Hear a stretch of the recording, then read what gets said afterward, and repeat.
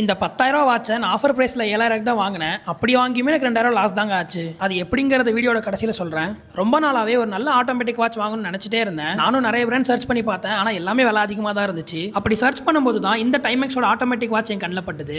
இந்த வாட்ச் பார்க்க ரொம்பவே சூப்பரா இருந்துச்சுன்னு சொல்லி உடனே ஃபிளிப்கார்ட்ல ஆர்டர் போட்டேன். பட்ஜெட் ரேஞ்சிலையும் நல்ல லுக் வைஸாவும் இருக்கிறது இந்த டைமெக்ஸ் பிராண்டுன்னு சொல்லலாம். சும்மா சொல்லக்கூடாதுங்க, இந்த வாட்ச் பார்க்க பயங்கர பிரீமியமா சூப்பராகவே இருக்கு. அதுவும் அதுக்குள்ள ஒரு மெக்கானிசம்லாம் பார்க்கும்போது ரொம்பவே அழகா இருக்கு.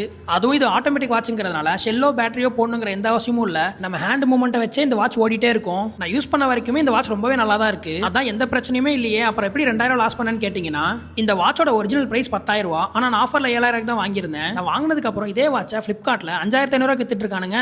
நான் கொஞ்சம் பொறுமையா இருந்திருந்தா இந்த வாட்சை என்னால 5,500 வாங்கியிருக்க முடியும். நான் தான் அவசரப்பட்டு வாங்கிட்டேன்னு நினைக்கிறேன். உங்களுக்கு பட்ஜெட் ரேஞ்சில் நல்ல ஒரு ஆட்டோமேட்டிக் வாட்ச் வேணும்னா இந்த வாட்ச் ட்ரை பண்ணி பாருங்க. முக்கியமான ஒரு விஷயம், ஆஃபர் இருக்கா இல்லையான்னு செக் பண்ணி வாங்கிக்கோங்க. இந்த வாட்ச் இந்த பிரைஸுக்கு ஒர்த்து நினைக்கிறீங்களா இல்லையாங்கிறத கமெண்ட் பண்ணுங்க. இந்த வாட்சோட லிங்க் கொடுக்குறேன், வேணா வாங்கிக்கோங்க.